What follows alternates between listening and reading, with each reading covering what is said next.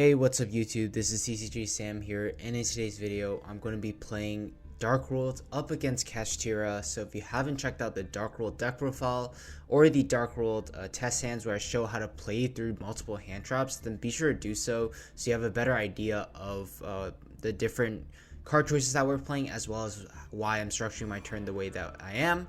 So with that being said, we're going to do the die roll, and we do manage to win it, thankfully getting to go first, starting off with Allure of Darknesses, just digging deeper into our deck and getting rid of those dark monsters we don't need. I'm going to activate Danger Mothman next. Opponent's going to snipe it, unfortunately, so it gives him a draw. Thankfully, we do get to discard Snow, though, so Snow's going to let us add any Dark World monster from our deck to our hand. And at this point, when I see him discard the Unicorn, I know he's on Kashtira. So I'm just going to add another copy of Gates to the Dark World, activate Gates, banishing Genta, discarding Rainbow. I'm going to grab both the Genta and the Rainbow's effects to be able to special summon Genta and add a Silva. And then from there, I'm going to bounce back the Genta with Rainbow, play another copy of Gates, activate Dark World Archives, which I drew off the first Gates, and that's just going to let me get additional draw power as well. Just taking 2 cards deeper into the deck while getting our Grapha into the graveyard, which is very important. So at this point, I'm thinking how I'm going to try to progress through my combo to Handloop our opponent. I do draw a Foolish Burial off of the Gates, and we do send Zephyros, which is going to bounce back the Gates, so we can do it all over again, summoning out Silva onto the board. And here I think I make a bit of a misplay. I'm not 100% sure like what I had in my hand at this point, but I decided to commit everything to a Saryuja, and that's just going to get met with a Ghost Mourner. And this actually leaves me in quite a awkward spot. Because I don't really have a good Dark World discard from my hand, and I kind of needed that Saryuja to go off. Opponent's gonna snipe our Mothman again, so we don't get its effect this time. Thankfully, we do summon Tsuchinoko, and we do get Jackalop's effect to summon from the deck. But if I recall correctly, we didn't draw anything too great off of all of our draws, so we just summon out the Nessie. And all I think I can really do is just link the 2 off for a copy of Muckraker. Muckraker effect is going to discard a card, summon back a Rainbow, and then Graphic Bounce the Rainbow back to my hand just to get fodder for next turn. And then from there, I'm going to activate a session to summon out the Dark World Fusion, discarding Rainbow. Rainbow is going to be able to add any Dark World, and that's going to be Silva. So now I have essentially just one interruption with the copy of Rainbow, Graphic Fusion, discarding Silva, and I'm just going to be able to negate a card and essentially loop 2 cards out of his hand should it resolve.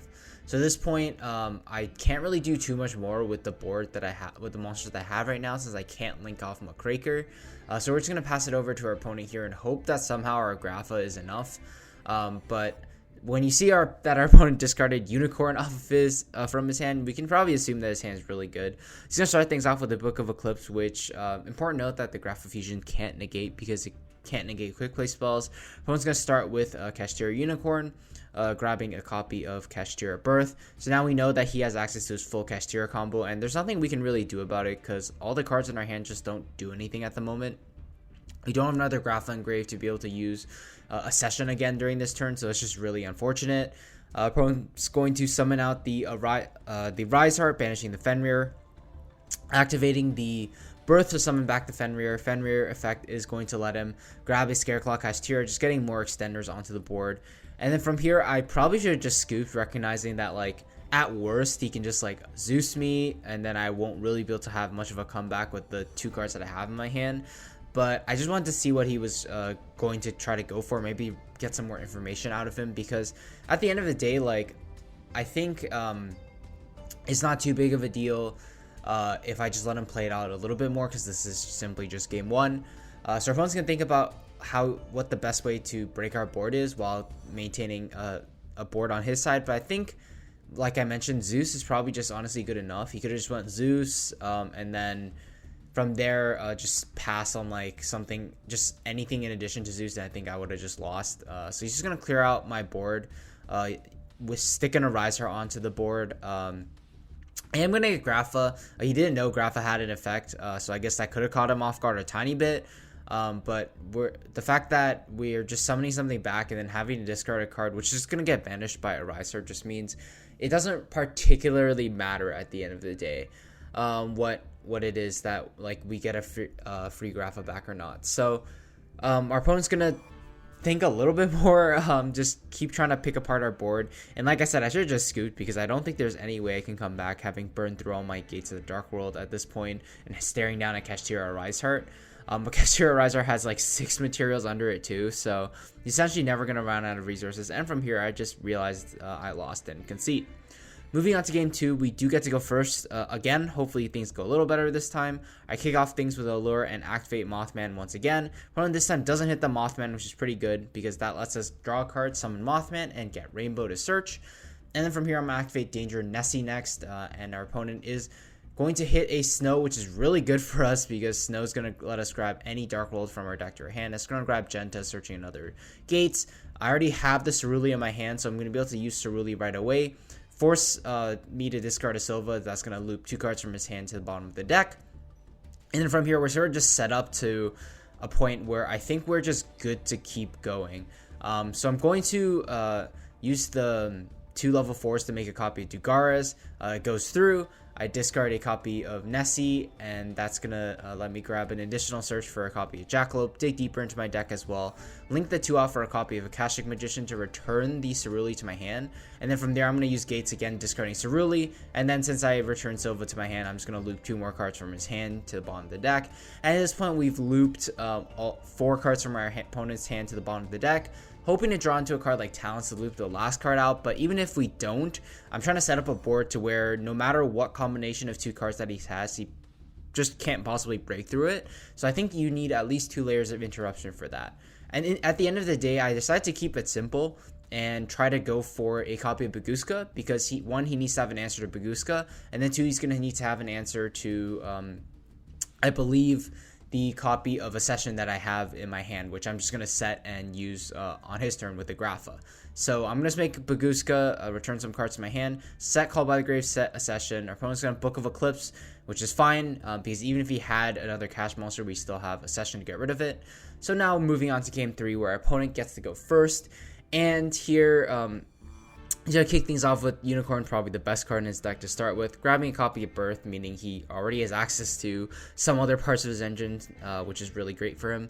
He's going to special summon out the Riseheart, and Riseheart effect is going to banish a Kashtira from the deck and force me to banish 3 from the top of my deck.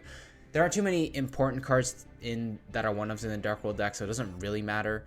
Opponent's going to then special summon out Ogre with the Birth, grab a copy of Preparations, overlay a 3 for a copy of Riseheart, set 2, and just pass it over to us. I'm going to start things off with a copy of Allure of Darkness. Once again, Allure of Darkness is going to draw deeper into our deck, and we're going to end up banishing a Dark Monster. That's going to trigger the mandatory effect of Riseheart, and we're going to chain Gamma. So that was one of the things I mentioned in my Dark World video. Gamma is a pretty good answer to it. So we do send the Gamma out, and it's really good in this spot because we get 2 free bodies to like link summon on our turn, and it just puts so much pressure on our opponent. Before we go any further, though, our opponent's going to banish a Riseheart from the grave and then summon it back with a trap, but thankfully, we have Nightmare Cerberus to get rid of the Riseheart by discarding Dark Ruler. Activating the Danger next. Our opponent's going to hit the Grapha. I'm going to summon out the Danger monster. Grapha, I decide to go after his set card. I figure it's a Book of Eclipse, so I want to get it out of the way before I commit too many monsters onto the board. It is a Book of Eclipse. Our opponent elects not to chain it, interestingly enough. I'm going to activate Bigfoot next, and that's going to get discarded. I think about what to pop, and I end up popping the Birth because that puts him on better have an extender to keep going. I normally summon the Snow, use Dugaras to attempt to draw 2, but unfortunately our opponent has the Ash Blossom, so now we're in a very simplified game state, and we don't have too many resources in our hand. So at this point, I think the best move for me, like all I can do is just summon Muckraker. Muckraker is going to summon back Snow, bouncing Snow back with a copy of Grapha, and then just go battle phase, attack him, and hope he doesn't draw anything. Thankfully, he doesn't, so we get another turn. So I'm just going to kick things off with a copy of Allure of Darkness once again, banishing the Silva, activating Mothman. We're just going to get sniped. We get rid of a Unicorn off the top of our opponent's deck, which is pretty good. And now at this point, we've gotten so far ahead with like just our 1 discard because now we have access to gates, we have access to our draw engine and all of our Dark Worlds. And I'm just thinking at this point, how can I make it so no matter what he top decks, I should be able to win? I decided to just summon out the Snow, I believe, with Muckraker or something, and then from here I decided to link the 2 off for Unicorn to force out his back row. I'm not too sure why I did this, honestly. I probably didn't need to. because that just left me with nothing. But thankfully, our opponent draws nothing, and we're able to take the game down. So hopefully you guys enjoyed this feature match. If you did, leave a like, comment, and subscribe to see more in the future.